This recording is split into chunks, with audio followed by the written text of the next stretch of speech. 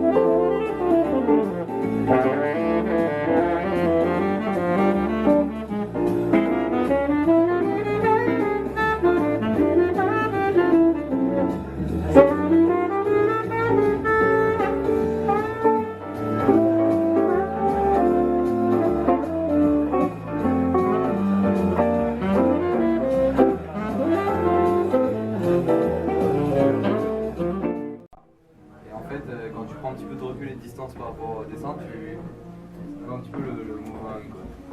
Allez, change. C'est un des plus beaux, c'est la couverture.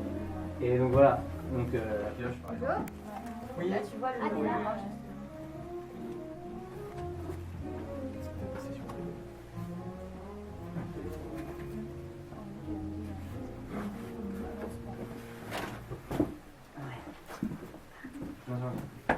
Pardon, désolé. Oh, chouchou.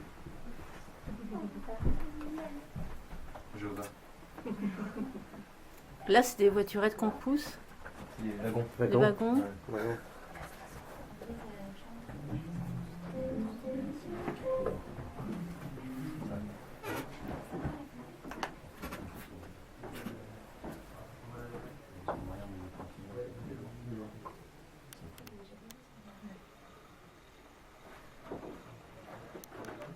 C'est les camarades. Qui ramassaient les corps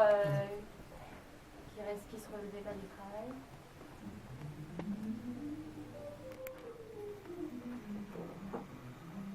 Il y en a beaucoup sur les camarades.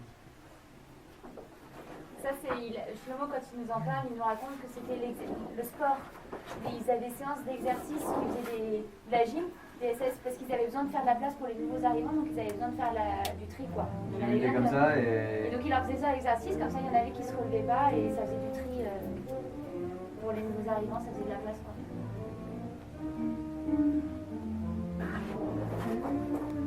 C'était un capot qui frappait à côté, qui disait crie, crie. Et donc Shlomo il criait pour qu'on croie qu'on le frappe, sauf qu'on le fouettait pas. Et donc il a eu plein de petits trucs comme ça au cours de ces quelques années.